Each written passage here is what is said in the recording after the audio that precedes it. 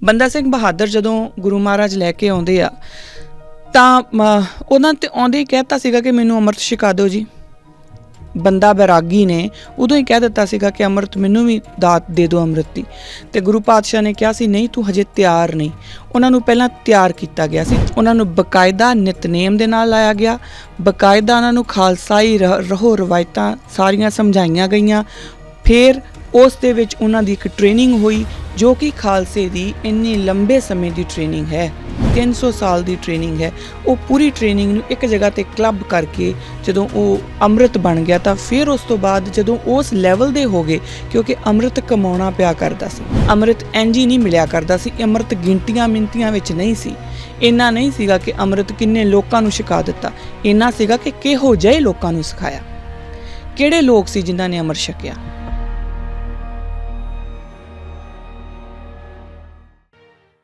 ਵਾਹਿਗੁਰੂ ਜੀ ਕਾ ਖਾਲਸਾ, ਵਾਹਿਗੁਰੂ ਜੀ ਕੀ ਫਤਿਹ।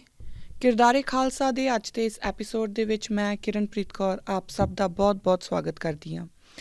ਸ਼ੋਅ ਸ਼ੁਰੂ ਕਰਨ ਤੋਂ ਪਹਿਲਾਂ ਸਭ ਤੋਂ ਪਹਿਲਾਂ ਤਾਂ ਮੈਂ ਆਪ ਸਭ ਤੋਂ ਸੰਗਤ ਪਾਸੋਂ ਮੈਂ ਖਿਮਾ ਦੀ ਜਾਚਕ ਹਾਂ, ਕਿਉਂਕਿ ਬਹੁਤ ਲੰਬੇ ਸਮੇਂ ਤੋਂ ਮੈਂ ਰੈਗੂਲਰ ਰਿਕਾਰਡਿੰਗਸ ਦੇ ਉੱਤੇ ਨਹੀਂ ਆ ਪਾਈ।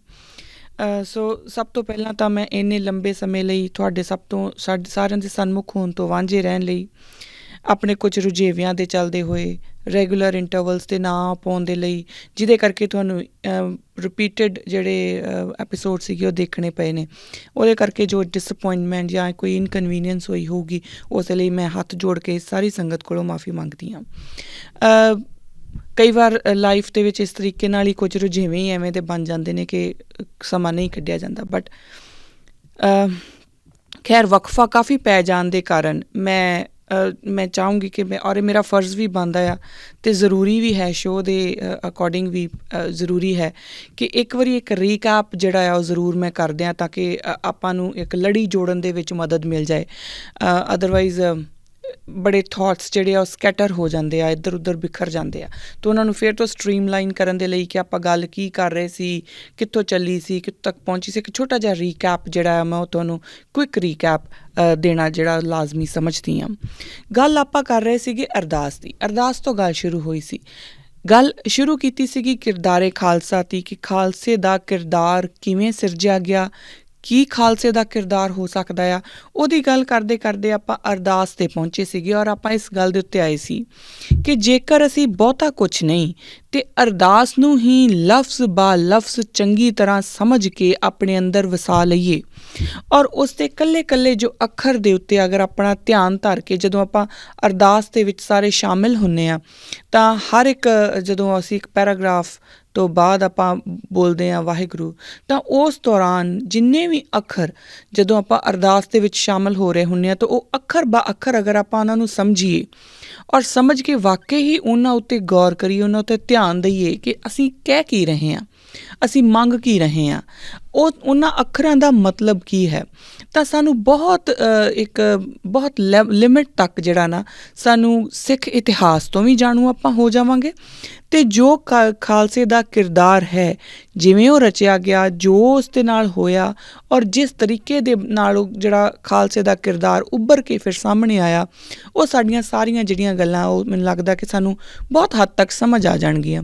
ਬਹੁਤ ਸਾਰੇ ਸ਼ੰਕੇ ਜੋ ਸਿੱਖ ਕੌਮ ਦੇ ਵਿੱਚ ਪਏ ਹੋਏ ਨੇ ਅੱਜ ਦੇ ਸਮੇਂ ਦੇ ਉੱਤੇ, ਜੋ ਜਿਸ ਤਰੀਕੇ ਨਾਲ ਅਸੀਂ 2 ਫਾੜ ਅਤੇ ਪਤਾ ਨਹੀਂ ਕਿੰਨੇ ਫਾੜ ਹੋ ਚੁੱਕੇ ਹਾਂ, ਉਹਨਾਂ ਸਾਰੀਆਂ ਦੀ ਗੱਲਾਂ ਦਾ ਜਿਹੜਾ ਰਹੱਸ ਹੈ, ਅਗਰ ਆਪਾਂ ਸਿਰਫ ਇੱਕ ਅਰਦਾਸ ਨੂੰ ਹੀ ਸਮਝ ਲਈਏ, ਸਮਝਣ ਤੋਂ ਮੇਰਾ ਮਤਲਬ ਫਿਰ ਤੋਂ ਮੈਂ ਉਹੀ ਰਿਪੀਟ ਕਰ ਰਹੀ ਹਾਂ ਕਿ ਇਕੱਲੇ ਅੱਖਰ ਦੇ ਉੱਤੇ ਧਿਆਨ ਧਰ ਕੇ ਕਿ ਅਗਰ ਆਪਾਂ ਇੱਕ ਓਅੰਕਾਰ ਕਹਿ ਰਹੇ ਹਾਂ ਤਾਂ ਆਪਾਂ ਕੀ ਮੰਗ ਰਹੇ ਹਾਂ, ਆਪਾਂ ਉਹ ਇੱਕ ਓਅੰਕਾਰ ਸਾਡੀ ਸੋਲ ਨਾਲ ਕਿੱਥੇ ਜਾ ਕੇ ਕਨੈਕਟ ਹੋਊਗਾ।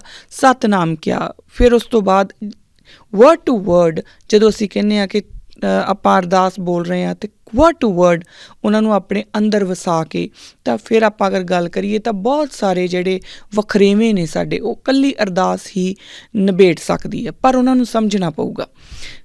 ਸੋ ਆਪਾਂ ਇੱਥੋਂ ਗੱਲ ਅੱਗੇ ਚਲਾਈ ਸੀਗੀ ਔਰ ਉਹਨਾਂ ਗੱਲਾਂ ਦੇ ਕਰਦੇ ਫਿਰ ਅਸੀਂ ਹੁਣ ਪਹੁੰਚੇ ਸੀਗੇ ਗੁਰੂ ਨਾਨਕ ਪਾਤਸ਼ਾਹ ਦੀ ਜੋ ਜੀਵਨ ਕਾਲ ਦੇ ਵਿੱਚੋਂ ਜਿਸ ਤਰੀਕੇ ਨਾਲ ਗੁਰੂ ਨਾਨਕ ਪਾਤਸ਼ਾਹ ਨੇ ਸਾਨੂੰ ਸਿੱਖ ਪੰਥ ਦੀ ਜੋ ਨੀਂਹ ਰੱਖੀ ਹੈ, ਜਿਸ ਤਰੀਕੇ ਨਾਲ ਖਾਲਸਾ ਉਹਨਾਂ ਨੇ ਹੀ ਸਾਜਿਆ, ਕਿਉਂਕਿ ਖਾਲਸੇ ਦਾ ਨੀਂਹ ਪੱਥਰ ਗੁਰੂ ਨਾਨਕ ਪਾਤਸ਼ਾਹ ਰੱਖ ਦਿੰਦੇ ਨੇ। ਉਹ ਕਿਸ ਤਰੀਕੇ ਨਾਲ ਹੋਇਆ, ਆਪਾਂ ਉਹ ਗੁਰੂ ਨਾਨਕ ਪਾਤਸ਼ਾਹ ਦੀ ਜੀਵਨੀ ਔਰ ਉਸ ਨੂੰ, ਉਹ ਜੀਵਨ ਦੀਆਂ ਘਟਨਾਵਾਂ ਨੂੰ ਬਕਾਇਦਾ ਗੁਰਬਾਣੀ ਦੇ ਹਵਾਲੇ ਦੇ ਨਾਲ ਜਾਂ ਗੁਰਬਾਣੀ ਦੀ ਲਾਈਟ ਦੇ ਵਿੱਚ ਦੇਖ ਕੇ ਤਾਂ ਆਪਾਂ ਇਹ ਸਮਝਣ ਦੀ ਕੋਸ਼ਿਸ਼ ਕੀਤੀ ਸੀ ਕਿ ਗੁਰੂ ਨਾਨਕ ਪਾਤਸ਼ਾਹ ਨੇ ਸਿੱਖ ਕੌਮ ਜਾਂ ਖਾਲਸਾ ਪੰਥ ਇਸ ਨੂੰ ਕਿਹੜੇ ਨਿਯਮ ਦੇ ਵਿੱਚ ਬੰਨ੍ਹਿਆ, ਕਿਹੜੇ ਨਿਯਮ ਨੇ ਜੋ ਸਾਨੂੰ ਸਾਧਾਰਨ ਨਾਲੋਂ ਸਿੰਘ ਅਤੇ ਕੌਰ ਬਣਾ ਦਿੰਦੇ ਨੇ, ਜੋ ਸਾਨੂੰ ਸਾਧਾਰਨ ਦੇ ਨਾਲੋਂ ਸਿੱਖ ਬਣਾ ਦਿੰਦੇ ਨੇ। ਉਹ ਕਿਹੜੇ ਨਿਯਮ ਨੇ। ਅਸੀਂ ਸ਼ਾਇਦ ਇਹਨਾਂ ਨਿਯਮਾਂ ਤੋਂ ਵਾਕਿਫ ਨਹੀਂ ਹੋ ਪਾਏ। ਇਹੀ ਕਾਰਨ ਹੈ ਕਿ ਅਸੀਂ ਇੰਨੇ ਜ਼ਿਆਦਾ ਉਹ ਕਿਓਸ ਦੇ ਵਿੱਚ, ਇੰਨੇ ਭੰਬਲ ਭੂਸਿਆਂ 'ਚ ਅਸੀਂ ਫਸ ਗਏ ਕਿ ਅਸੀਂ ਅੱਜ ਖੁਦ ਹੀ ਕਨਫਿਊਜ਼ਡ ਹਾਂ। ਪਿੱਛੇ ਜਿਹੇ ਇੱਕ ਵੀਡੀਓ ਆਈ ਸੀ, ਬਹੁਤ ਲੋਕਾਂ ਦੇ ਜਿਹੜੇ ਦਿਲ ਦੁਖੇ, ਮੇਰਾ ਵੀ ਬਹੁਤ ਦਿਲ ਦੁਖਿਆ ਕਿ ਇੱਕ ਕੋਈ ਵੀਰ ਆ ਸਾਡਾ, ਪਤਾ ਨਹੀਂ ਕਿਸ ਤਰੀਕੇ ਨਾਲ ਉਹਦੇ ਦਿਮਾਗ ਦੇ ਉੱਪਰ ਕੀ ਉਹਦੇ ਅਸਰ ਹੋਇਆ ਹੋਊਗਾ, ਮੈਨੂੰ ਨਹੀਂ ਪਤਾ ਜਾਂ ਮੈਂ ਨਹੀਂ ਸਮਝ ਸਕਦੀ। ਪਰ ਮੈਨੂੰ ਉਹ ਇੱਕ ਸਾਡੀ ਫੇਲੀਅਰ ਆ, ਹੈ ਨਾ, ਕਿ ਅਸੀਂ ਆਪਣੇ ਇਹਨਾਂ ਲੋਕਾਂ ਨੂੰ ਸਮਝਾ ਹੀ ਨਹੀਂ ਸਕੇ। ਔਰ ਉਹਦਾ ਕਾਰਨ ਇਹੀ ਹੈ, ਜਿਹੜੇ ਕਾਰਨ ਨੂੰ ਆਪਾਂ ਅੱਗੇ ਡਿਸਕਸ ਵੀ ਕਰਾਂਗੇ, ਕਿ ਜਦੋਂ ਅਸੀਂ ਬਾਰ-ਬਾਰ ਇਹ ਗੱਲ ਬੋਲ ਦਿੰਦੇ ਹਾਂ ਨਾ ਕਿ ਸਿੱਖੀ ਦੇ ਵਿੱਚ ਤਾਂ ਕੋਈ ਨਿਯਮ ਹੈ ਹੀ ਨਹੀਂ ਜੀ, ਸਿੱਖੀ ਤਾਂ ਨਿਯਮਾਂ ਦੇ ਨਾਲ ਚੱਲਦੀ ਨਹੀਂ, ਗੁਰੂ ਨਾਨਕ ਨੇ ਸਾਨੂੰ ਨਿਯਮਾਂ ਤੋਂ ਹੀ ਦੂਰ ਕੀਤਾ। ਅਸੀਂ ਦੋ ਗੱਲਾਂ ਨੂੰ ਮਿਲਾ ਦਿੰਦੇ ਹਾਂ, ਅਸੀਂ ਕਰਮ ਕਾਂਡ ਔਰ ਜਿਹੜਾ ਦਿਖਾਵਾ ਹੈ ਉਹਨੂੰ ਇਕੱਠਾ ਕਰ ਦਿੰਦੇ ਹਾਂ। ਗੁਰੂ ਨਾਨਕ ਪਾਤਸ਼ਾਹ ਦਿਖਾਵੇ ਦੇ ਖਿਲਾਫ ਸੀ। ਜੇ ਉਹਨਾਂ ਨੇ ਹਰ ਇੱਕ ਤਰੀਕੇ ਦੇ ਨਾਲ, ਜੋ ਜਿਸ ਤਰੀਕੇ ਦਾ ਵੀ ਦਿਖਾਵਾ ਕੋਈ ਕਰ ਰਿਹਾ ਸੀਗਾ ਔਰ ਉਹਦੇ ਨਾਲ ਲੁੱਟ ਖਸੁੱਟ ਕਰ ਰਿਹਾ ਸੀ ਆਮ ਬੰਦੇ ਦੀ, ਉਸ ਦੇ ਉਹ ਖਿਲਾਫ ਸੀ। ਔਰ ਉਹਨਾਂ ਨੇ ਬਕਾਇਦਾ ਉਹਦੀ ਆਵਾਜ਼ ਬੁਲੰਦ ਕੀਤੀ ਹੈ। ਔਰ ਸਾਡਾ ਵੀ ਫਰਜ਼ ਬਣਦਾ ਕਿ ਅਸੀਂ ਹਰ ਤਰੀਕੇ ਦਾ ਜਿਹੜਾ ਦਿਖਾਵਾ ਹੈ ਉਹਦੇ ਖਿਲਾਫ ਆਵਾਜ਼ ਬੁਲੰਦ ਕਰੀਏ। ਪਰ ਦਿਖਾਵਾ ਅਤੇ ਨਿਯਮ ਦੋ ਅਲੱਗ-ਅਲੱਗ ਗੱਲਾਂ ਹੁੰਦੀਆਂ ਨੇ। ਉਹ ਜਿਹੜੀ ਵੀਡੀਓ ਦੀ ਮੈਂ ਗੱਲ ਕਰ ਰਹੀ ਹਾਂ, ਉਹਨਾਂ ਨੇ ਆਪਣਾ ਸਾਰੀ ਸੰਗਤ ਦੇ ਸਾਹਮਣੇ ਲਾਈਵ ਹੋ ਕੇ ਬਕਾਇਦਾ ਆਪਣਾ ਜੂੜਾ ਕੱਟਿਆ, ਅਤੇ ਉਹਨਾਂ ਨੇ ਜੂੜਾ ਕੱਟ ਕੇ ਕਹਿ ਰਹੇ ਨੇ ਕਿ ਇਹ ਮੈਂ ਤਾਂ ਕੱਟਿਆ ਕਿਉਂਕਿ ਜਦ ਤੱਕ ਅਸੀਂ, ਉਸ ਤੋਂ ਬਾਅਦ ਸ਼ਾਇਦ ਇੱਕ ਹੋਰ ਵੀਡੀਓ ਸੀਗੀ, ਕਿਉਂਕਿ ਉਹਦੇ 'ਚੋਂ ਕਹਿ ਰਹੇ ਕਿ ਜੇ ਸਾਨੂੰ ਜਦ ਤੱਕ ਸਾਡੇ ਨਾਲ ਜੂੜਾ ਹੈ ਅਤੇ ਅਸੀਂ ਆਮ ਨਹੀਂ ਹੋ ਸਕਦੇ, ਅਸੀਂ ਸਧਾਰਨ ਨਹੀਂ ਹੋ ਸਕਦੇ। ਇਹ ਜੂੜਾ ਸਾਨੂੰ ਆਮ ਲੋਕਾਂ ਤੋਂ ਵੱਖਰਾ ਕਰਦਾ, ਇਸ ਕਰਕੇ ਮੈਂ ਇਹਨੂੰ ਕੱਟ ਦਿੱਤਾ। ਚਲੋ, ਉਹ ਉਹਨਾਂ ਦੀ ਸੋਚ ਹੈ। ਪਰ ਗੱਲ ਇਹ ਆ ਕਿ ਜਦੋਂ ਸਾਨੂੰ ਸਾਡੇ ਗੁਰੂ ਨੇ ਬਣਾਇਆ ਹੀ ਖਾਸ ਹੈ ਤਾਂ ਅਸੀਂ ਆਮ ਵੱਲ ਕਿਉਂ ਜਾਈਏ। ਇੱਕ ਇਨਸਾਨ IAS ਕਲੀਅਰ ਕਰਦਾ, ਉਸ ਨੂੰ ਬਕਾਇਦਾ IAS ਕਲੀਅਰ ਕਰਨ ਤੋਂ ਬਾਅਦ ਇੱਕ ਆਫਿਸ ਮਿਲਦਾ ਜਿਹਦੇ ਬਾਹਰ ਉੱਥੇ ਉਹਦਾ ਨਾਮ, ਨੇਮ ਪਲੇਟ ਲਿਖੀ ਜਾਂਦੀ ਹੈ, ਥੱਲੇ ਉਹਦਾ ਡੈਜ਼ਿਗਨੇਸ਼ਨ ਲਿਖਿਆ ਜਾਂਦਾ, ਜਾਂ ਕੋਈ ਕਿਸੇ ਹੋਰ ਇੱਕ ਵਧੀਆ ਅਹੁਦੇ ਦੇ ਉੱਤੇ ਪੂਰੀ ਮਿਹਨਤ ਲਾ ਕੇ ਪਹੁੰਚਦਾ ਹੈ ਅਤੇ ਉੱਥੇ ਜਾ ਕੇ ਉਹਦੇ ਨਾਮ ਦੇ ਨਾਲ ਇੱਕ ਪਲੇਟ ਲੱਗਦੀ ਆ। ਤਾਂ ਉੱਥੇ ਅਗਰ ਉਹ ਕਹੇ ਕਿ ਨਹੀਂ ਜੀ ਹੁਣ ਮੇਰਾ ਅਤੇ ਬਾਕੀਆਂ ਦੇ ਵਿੱਚ ਤਾਂ ਕੋਈ ਡਿਫਰੈਂਸ ਨਹੀਂ ਰਿਹਾ, ਇਸ ਕਰਕੇ ਨੇਮ ਪਲੇਟ ਹਟਾ ਦਿਓ, ਨਹੀਂ ਕਰੂਗਾ। ਕਿਉਂਕਿ ਉਸਨੇ ਉਹ ਬਕਾਇਦਾ ਚੀਜ਼ ਕਮਾਈ ਹੈ। ਅਸੀਂ ਚੁੱਕ ਕਿੱਥੇ ਗਏ ਹਾਂ ਕਿ ਅਸੀਂ ਅੰਮ੍ਰਿਤ ਨੂੰ ਐਵੇਂ ਆਮ ਜਿਹੀ ਚੀਜ਼ ਹੀ ਬਣਾਤਾ ਹੈ। ਅਸੀਂ ਅੰਮ੍ਰਿਤ ਨੂੰ ਗਿਣਤੀਆਂ ਮਿਣਤੀਆਂ 'ਚ ਕਰ ਲਿਆ। ਕੋਈ ਉੱਠਦਾ ਕਹਿੰਦਾ ਜੀ ਮੈਂ ਇੰਨੇ ਹਜ਼ਾਰ ਲੋਕਾਂ ਨੂੰ ਅੰਮ੍ਰਿਤ ਛਕਾਤਾ, ਕੋਈ ਉੱਠਦਾ ਕਹਿੰਦਾ ਮੈਂ ਇੰਨੇ ਹਜ਼ਾਰ ਲੋਕਾਂ ਨੂੰ। ਅੰਮ੍ਰਿਤ ਚਾਹੇ 5 ਜਾਣਿਆਂ ਨੇ ਛਕਿਆ ਹੋਏ ਨਾ, ਪਰ ਉਹ 5 ਹੋਣ ਖਾਲਸਾਈ ਕਿਰਦਾਰ ਦੇ ਪੱਕੇ। ਮੇਰੇ ਵਰਗੇ ਕੱਚੇ ਪਿੱਲੇ ਨਹੀਂ ਹੋ ਸਕਦੇ। ਉਹ ਜਿਹੜੇ ਖਾਲਸਾਈ ਕਿਰਦਾਰ ਦੇ ਪੱਕੇ ਲੋਕ ਹੋਣ ਤਾਂ ਉਹ 5 ਬਹੁਤ ਆ। ਉਹ 1.25 ਲੱਖ ਸੇ ਏਕ ਲੜਾਊਂ ਉਸ ਏਕ ਸੀ ਜਿਹੜਾ ਵਾਕਈ ਖਾਲਸਾਈ ਕਿਰਦਾਰ ਦੇ ਵਿੱਚ ਰਚਿਆ ਹੋਇਆ ਸੀ, ਜੋ ਖਾਲਸਾ ਸੀ, ਉਸ ਇੱਕ ਬਾਰੇ ਕਿਹਾ ਗਿਆ ਹੈ। ਹੁਣ ਜਦੋਂ ਅਸੀਂ ਇਸ ਤਰੀਕੇ ਨਾਲ ਉਹਨਾਂ ਨੂੰ, ਕਿਉਂਕਿ ਉਹਨਾਂ ਨੂੰ ਸਮਝ ਨਹੀਂ, ਉਹਨਾਂ ਨੂੰ ਲੱਗਦਾ ਕਿ ਅਸੀਂ ਆਮ ਹੀ ਹਾਂ। ਹੁਣ ਜਦ ਤੱਕ ਇਹ ਚੀਜ਼ ਤੁਸੀਂ ਸਿੱਖੀ ਕਮਾ ਨਹੀਂ ਲੈਂਦੇ, ਮੈਂ ਸਿੱਖੀ ਕਮਾ ਨਹੀਂ ਲੈਂਦੀ, ਆਪਾਂ ਸਿੱਖੀ ਕਮਾ ਨਹੀਂ ਲੈਂਦੇ, ਤਦ ਤੱਕ ਸਾਨੂੰ ਇਸ ਦੀ ਜਿਹੜੀ ਵਿਲੱਖਣਤਾ ਹੈ, ਇਸ ਦੀ ਇੰਪੋਰਟੈਂਸ ਆ, ਉਹ ਸਮਝ ਨਹੀਂ ਆਉਣੀ। ਤਦ ਤੱਕ ਸਾਡੀ ਜਿਹੜੀ ਦੌੜ ਆ ਉਹ ਇਸੇ ਪਾਸੇ ਲੱਗੀ ਰਹਿਣੀ ਆ ਕਿ ਅਸੀਂ ਆਮ ਆ ਕੇ ਖਾਸ ਹਾਂ, ਅਸੀਂ ਪੁਜਾਰੀ ਹਾਂ ਕਿ ਨਹੀਂ ਪੁਜਾਰੀ। ਸਾਡੀਆਂ ਇਹੋ ਜਿਹੀਆਂ ਹੀ ਪ੍ਰੋਬਲਮਸ ਰਹਿਣੀਆਂ। ਸਿੱਖੀ ਕਮਾਉਣ ਵਾਲੀ ਚੀਜ਼ ਸੀ। ਅਸੀਂ ਸਿੱਖੀ ਨੂੰ ਪੀੜ੍ਹੀ ਦਰ ਪੀੜ੍ਹੀ ਬਣਾ ਲਿਆ। ਅਸੀਂ ਸਿੱਖੀ ਨੂੰ ਬਿਲਕੁਲ ਉਵੇਂ ਬਣਾ ਲਿਆ ਕਿ ਮੈਂ ਸਿੱਖ ਹਾਂ, ਮੇਰਾ ਬੱਚਾ ਸਿੱਖ ਆ, ਚਲੋ ਜੀ। ਔਰ ਉਸ ਤੋਂ ਬਾਅਦ ਉਹ ਬੱਚੇ ਨੂੰ ਪਤਾ ਵੀ ਨਹੀਂ ਕਿ ਸਿੱਖ ਹੁੰਦਾ ਕੀ ਹੈ। ਜੇ ਮੈਂ ਸਿੱਖ ਹਾਂ, ਮੇਰਾ ਪਹਿਲਾ ਮੁੱਢਲਾ ਫਰਜ਼ ਇਹ ਹੈ ਕਿ ਮੈਂ ਆਪਣੇ ਬੱਚੇ ਨੂੰ ਸਿੱਖੀ ਬਾਰੇ ਦੱਸਾਂ ਤਾਂ ਸਹੀ ਕਿ ਸਿੱਖੀ ਹੈ ਕੀ, ਔਰ ਉਹਨੂੰ ਸਿੱਖੀ ਕਮਾਉਣੀ ਤਾਂ ਦੱਸਾਂ। ਜੇਕਰ ਮੇਰਾ ਬੱਚਾ ਸਿੱਖੀ ਕਮਾ ਨਹੀਂ ਸਕਦਾ ਤਾਂ ਮੇਰਾ ਕੋਈ ਹੱਕ ਨਹੀਂ ਉਹਨੂੰ ਇਹ ਕਹਾਂ ਕਿ ਤੂੰ ਸਿੱਖ ਹੈ। ਉਹ ਸਿੱਖ ਨਹੀਂ ਫਿਰ, ਕਿਉਂਕਿ ਸਿੱਖੀ ਕਮਾਉਣੀ ਪੈਂਦੀ ਆ। ਇਹ ਕੋਈ ਪੀੜ੍ਹੀ ਦਰ ਪੀੜ੍ਹੀ ਮਿਲਣ ਵਾਲੇ ਅਹੁਦੇ ਨਹੀਂ ਨੇ, ਇਹਨਾਂ ਨੂੰ ਕਮਾਉਣਾ ਪੈਂਦਾ। ਔਰ ਜਦ ਤੱਕ ਅਸੀਂ ਕਮਾਵਾਂਗੇ ਨਹੀਂ, ਫਿਰ ਤਦ ਤੱਕ ਇੱਕ IAS ਦੀ ਨੇਮ ਪਲੇਟ ਦੀ ਮੈਂ ਗੱਲ ਕੀਤੀ ਸੀਗੀ ਕਿ IAS ਨੇ ਦੇ ਥੱਲੇ ਨੇਮ ਪਲੇਟ ਹੈ, ਉਹਦੇ ਉੱਤੇ ਲਿਖਿਆ ਹੋਇਆ DC ਜਾਂ ਉਹਨੇ ਲਿਖਿਆ ਹੈ, ਉਹਦਾ ਨਾਮ ਲਿਖ ਕੇ ਥੱਲੇ IAS ਆਫਿਸਰ ਲਿਖਿਆ, ਉਹ ਕਦੇ ਵੀ ਆਪਣੀ ਨੇਮ ਪਲੇਟ ਹਟਾਊਗਾ ਨਹੀਂ, ਕਿਉਂਕਿ ਉਹਨੇ ਉਹ ਅਰਨ ਕੀਤੀ ਹੈ। ਔਰ ਇਹ ਭਾਈ ਸਾਹਿਬ ਹੁਣੀ ਆਪਣਾ ਜੂੜਾ ਕੱਟ ਦਿੰਦੇ ਨੇ ਕਿਉਂਕਿ ਉਹਨਾਂ ਨੇ ਅਰਨ ਨਹੀਂ ਕੀਤਾ। ਬੰਦਾ ਸਿੰਘ ਬਹਾਦਰ ਜਦੋਂ ਗੁਰੂ ਮਹਾਰਾਜ ਲੈ ਕੇ ਆਉਂਦੇ ਆ ਤਾਂ ਉਹਨਾਂ 'ਤੇ ਆਉਂਦੇ ਹੀ ਕਹਿ ਦਿੱਤਾ ਸੀਗਾ ਕਿ ਮੈਨੂੰ ਅੰਮ੍ਰਿਤ ਛਕਾ ਦਿਓ ਜੀ। ਬੰਦਾ ਬੈਰਾਗੀ ਨੇ ਉਦੋਂ ਹੀ ਕਹਿ ਦਿੱਤਾ ਸੀਗਾ ਕਿ ਅੰਮ੍ਰਿਤ ਮੈਨੂੰ ਵੀ ਦਾਤ ਦੇ ਦਿਓ ਅੰਮ੍ਰਿਤ ਦੀ। ਅਤੇ ਗੁਰੂ ਪਾਤਸ਼ਾਹ ਨੇ ਕਿਹਾ ਸੀ ਨਹੀਂ ਤੂੰ ਹਜੇ ਤਿਆਰ ਨਹੀਂ। ਉਹਨਾਂ ਨੂੰ ਪਹਿਲਾਂ ਤਿਆਰ ਕੀਤਾ ਗਿਆ ਸੀ। ਤਿਆਰ ਕਰਨ ਦਾ ਮਤਲਬ ਕੀ? ਉਹਨਾਂ ਨੂੰ ਬਕਾਇਦਾ ਨਿਤਨੇਮ ਦੇ ਨਾਲ ਲਾਇਆ ਗਿਆ, ਬਕਾਇਦਾ ਉਹਨਾਂ ਨੂੰ ਖਾਲਸਾਈ ਰਹੋ ਰਵਾਇਤਾਂ ਸਾਰੀਆਂ ਸਮਝਾਈਆਂ ਗਈਆਂ। ਫਿਰ ਉਸ ਦੇ ਵਿੱਚ ਉਹਨਾਂ ਦੀ ਇੱਕ ਟ੍ਰੇਨਿੰਗ ਹੋਈ ਜੋ ਕਿ ਖਾਲਸੇ ਦੀ ਇੰਨੀ ਲੰਬੇ ਸਮੇਂ ਦੀ ਟ੍ਰੇਨਿੰਗ ਹੈ, ਜੋ ਕਿ 300 ਸਾਲ ਦੀ ਟ੍ਰੇਨਿੰਗ ਹੈ। ਉਹ ਪੂਰੀ ਟ੍ਰੇਨਿੰਗ ਨੂੰ ਇੱਕ ਜਗ੍ਹਾ 'ਤੇ ਕਲੱਬ ਕਰਕੇ ਜਦੋਂ ਉਹ ਅੰਮ੍ਰਿਤ ਬਣ ਗਿਆ ਤਾਂ ਫਿਰ ਉਸ ਤੋਂ ਬਾਅਦ ਜਦੋਂ ਉਸ ਲੈਵਲ ਦੇ ਹੋ ਗਏ, ਕਿਉਂਕਿ ਅੰਮ੍ਰਿਤ ਕਮਾਉਣਾ ਪਿਆ ਕਰਦਾ ਸੀ, ਅੰਮ੍ਰਿਤ ਇੰਝ ਹੀ ਨਹੀਂ ਮਿਲਿਆ ਕਰਦਾ ਸੀ। ਅੰਮ੍ਰਿਤ ਗਿਣਤੀਆਂ ਮਿੰਤੀਆਂ ਵਿੱਚ ਨਹੀਂ ਸੀ। ਇੰਨਾ ਨਹੀਂ ਸੀਗਾ ਕਿ ਅੰਮ੍ਰਿਤ ਕਿੰਨੇ ਲੋਕਾਂ ਨੂੰ ਛਕਾ ਦਿੱਤਾ, ਇੰਨਾ ਸੀਗਾ ਕਿ ਕਿਹੋ ਜਿਹੇ ਲੋਕਾਂ ਨੂੰ ਸਿਖਾਇਆ, ਕਿਹੜੇ ਲੋਕ ਸੀ ਜਿਨ੍ਹਾਂ ਨੇ ਅੰਮ੍ਰਿਤ ਛਕਿਆ, ਉਹ ਇੰਪੋਰਟੈਂਟ ਸੀ। ਸੋ ਇਹ ਗੱਲ ਜਿਹੜੀ ਹੈ ਇੱਥੇ ਨਿਯਮਾਂ ਦੀ ਗੱਲ ਆਉਂਦੀ ਹੈ। ਇਹੀ ਕਾਰਨ ਹੈ ਕਿ ਮੈਂ ਜ਼ੋਰ ਦੇ ਰਹੀ ਹਾਂ ਕਿ ਅਸੀਂ ਗੁਰੂ ਨਾਨਕ ਪਾਤਸ਼ਾਹ ਦੀ ਸਿੱਖੀ, ਜੋ ਗੁਰੂ ਨਾਨਕ ਪਾਤਸ਼ਾਹ ਨੇ ਖਾਲਸੇ ਪੰਥ ਦੀ ਨੀਂਹ ਰੱਖੀ, ਉਸ ਸਿੱਖੀ ਨੂੰ ਉਹਨਾਂ ਨੇ ਕਿਸ ਤਰੀਕੇ ਨਾਲ ਨਿਯਮਬੰਧ ਕੀਤਾ, ਉਹ ਨਿਯਮ ਸਮਝੇ ਜਾਣ। ਪਿਛਲੇ ਕੁਛ ਐਪੀਸੋਡਸ ਦੇ ਵਿੱਚ ਮੈਂ ਗੁਰੂ ਨਾਨਕ ਪਾਤਸ਼ਾਹ ਉਹਨਾਂ ਦੀ ਜੀਵਨੀ ਦਾ ਹਵਾਲਾ ਲੈ ਕੇ ਉਹਨਾਂ ਦੀ ਅੱਗੇ ਉਸ ਗੁਰਬਾਣੀ ਦੇ ਲਾਈਟ ਦੇ ਵਿੱਚ ਉਹਨਾਂ ਦੀਆਂ ਜੀਵਨ ਦੀਆਂ ਘਟਨਾਵਾਂ ਨੂੰ ਪੜ੍ਹ ਕੇ, ਮੈਂ ਬਾਰ-ਬਾਰ ਇਹ ਗੱਲ ਕਹਿ ਰਹੀ ਹਾਂ ਕਿ ਗੁਰਬਾਣੀ ਦੀ ਲਾਈਟ ਦੇ ਵਿੱਚ ਜੀਵਨ ਦੀਆਂ ਘਟਨਾਵਾਂ ਨੂੰ ਪੜ੍ਹ ਕੇ, ਕਿਉਂਕਿ ਕੁਛ ਐਸੀਆਂ ਘਟਨਾਵਾਂ ਹੋ ਸਕਦੀਆਂ ਜੋ ਲਿਖੀਆਂ ਗਈਆਂ ਪਰ ਸਾਨੂੰ ਲੱਗਦਾ ਹੈ ਕਿ ਇਹ ਹੋ ਨਹੀਂ ਸਕਦੀਆਂ। ਮੈਂ ਅਤੇ ਤੁਸੀਂ ਕੋਈ ਨਹੀਂ ਹੁੰਦੇ ਜੱਜ ਕਰਨ ਵਾਲੇ ਕਿ ਕੀ ਹੋ ਸਕਦਾ ਕੀ ਨਹੀਂ ਹੋ ਸਕਦਾ।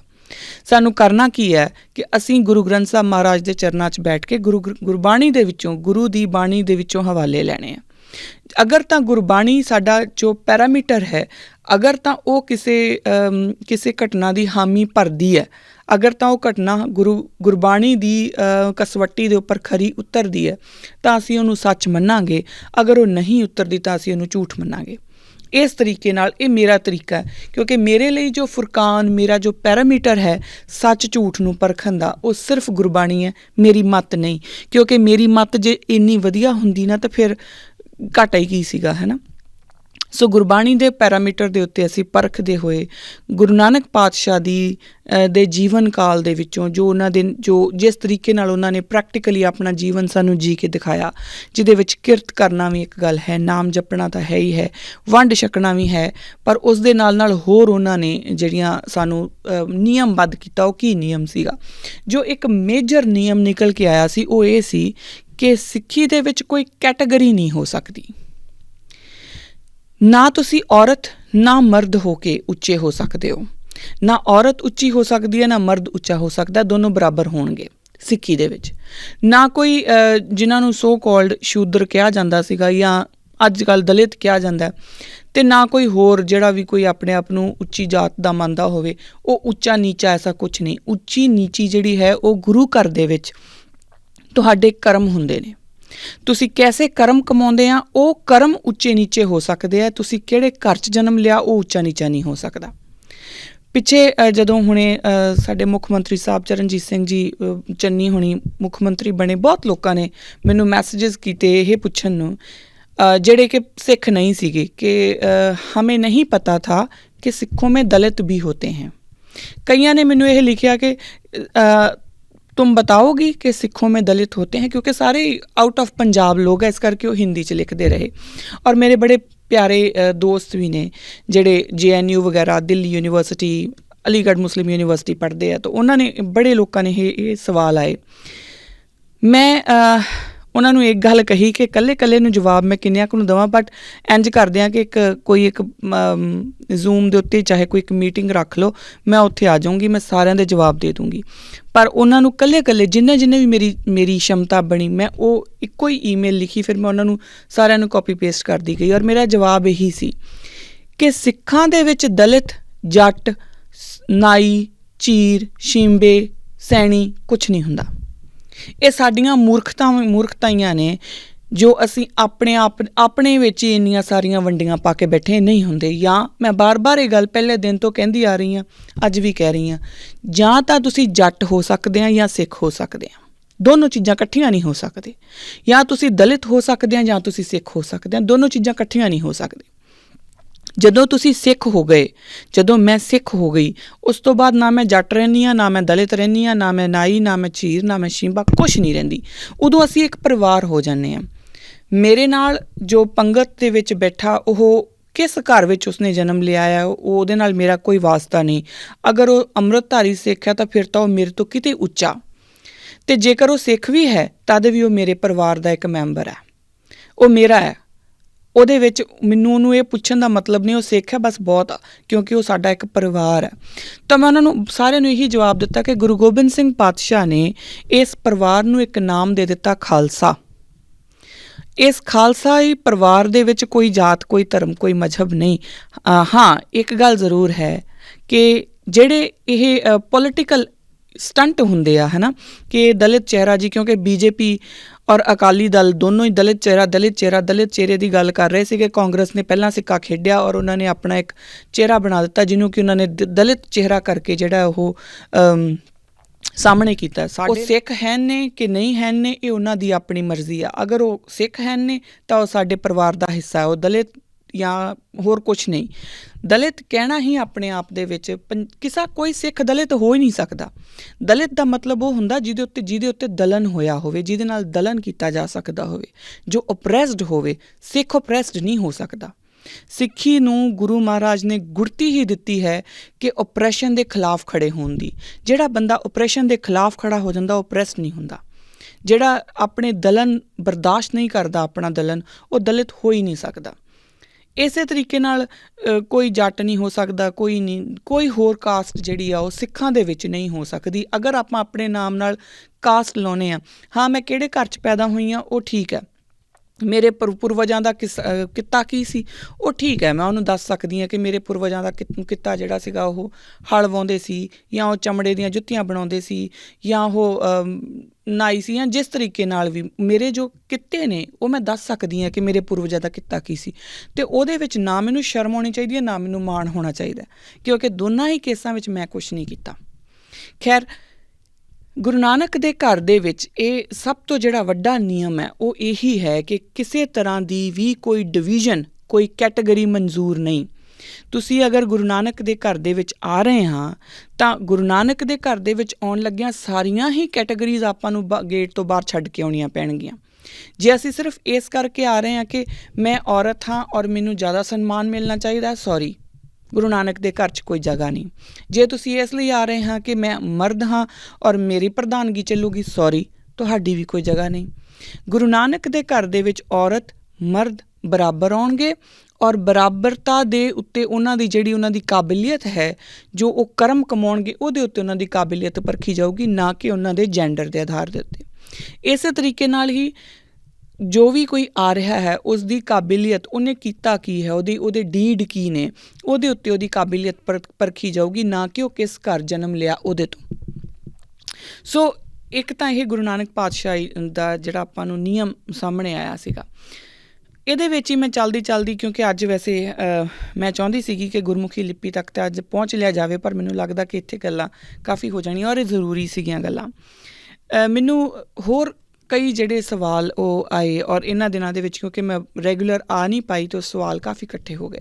ਇੱਕ ਸਵਾਲ ਜਿਹੜਾ ਬਾਰ-ਬਾਰ ਆਉਂਦਾ ਰਿਹਾ, ਮੈਂ ਉਹਨੂੰ ਇੱਥੇ ਜ਼ਿਕਰ ਕਰ ਦਿੰਦੀ ਹਾਂ ਕਿ ਬਹੁਤ ਸਾਰੇ ਮੇਰੇ ਜਿਹੜੇ ਵੀਰ ਭੈਣ ਨੇ ਉਹਨਾਂ ਨੇ ਇੱਕ ਤਰ੍ਹਾਂ ਨਾਲ ਗਿਲਾ ਕਹਿ ਲਓ ਜਾਂ ਸ਼ਿਕਵਾ ਕਹਿ ਲਓ, ਜਾਂ ਕਈਆਂ ਨੇ ਗੁੱਸਾ ਵੀ ਕੀਤਾ ਕਿ ਤੁਸੀਂ ਸਿੱਖੀ ਨੂੰ ਨਿਯਮਾਂ ਦੇ ਵਿੱਚ ਬੰਨ੍ਹ ਕੇ ਸਿੱਖੀ ਛੋਟੀ ਕਰ ਰਹੇ ਹਾਂ।